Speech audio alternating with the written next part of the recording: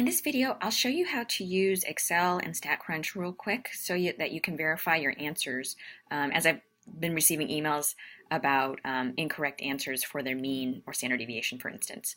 So here I've got a problem pulled up, and if you notice, here's your data set. You can do this manually with a calculator, but if you notice a little pop out here, you can also do it in Excel or StatCrunch. So I'm actually going to show you in StatCrunch first, because everybody has access to StatCrunch. And now, again, I mentioned in the syllabus that I am not necessarily going to provide instruction on StatCrunch for every assignment, but I figure doing it one time can introduce you to the topic, and then you can play around with it more.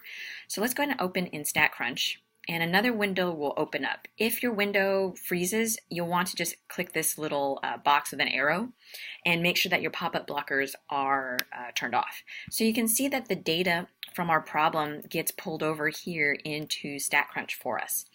And these little buttons have a variety of things that it can do. It's helpful if you just play around and take a look at what's in here, but I think what we want to do for this one is we want to calculate the mean and a variety of other measures. So if you click on Stat and then Summary Stats, so it's going to provide the summary statistics for you for your data. And note that my data is set up in a column. So I'm going to say, hey, let's calculate some numbers using our column data. I'll click Column.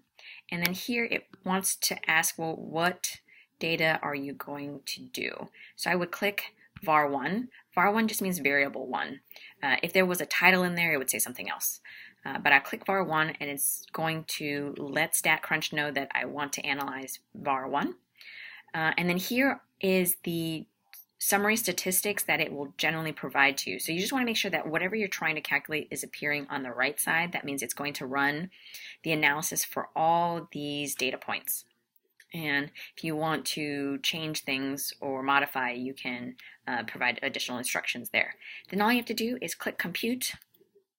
And here are your summary statistics. So it says, yep, my column 1, there's my sample size of n, there's my mean, my variance, my standard deviation, my standard error, the median, the range, my min and max, my quartile 1 and quartile 3. Now you might ask, why didn't she show me this beforehand? Partly because I wanted you to work through it on your own first by hand or in Excel, and then this is a nice tool to have after the fact to double check your work. But now that you know how to run summary statistics in StatCrunch, you have this at your disposal. I'll go ahead and close this out. Now, if you wanted to do it in Excel, you would just open in Excel and it's going to download the file. So let me go ahead and open that up.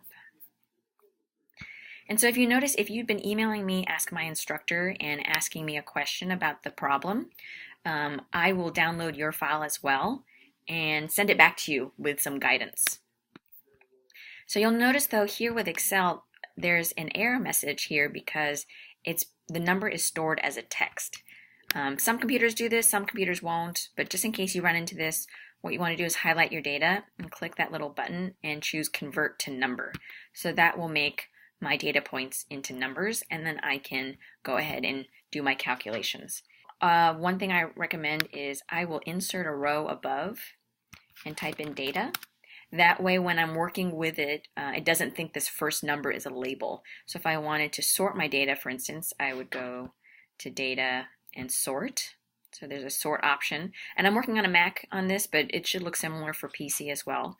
There's a sort option. So now you can see I've got my smallest to my greatest number in my data.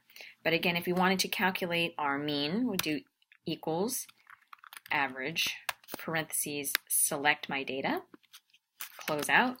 When I hit enter, I have my average, which happens to already be rounded because it's seen the data so many times. But if I wanted to go out a couple decimal points, you can just change the formatting on your Excel file to go out a few decimals if you choose, and then it'll do the rounding for you in that sense.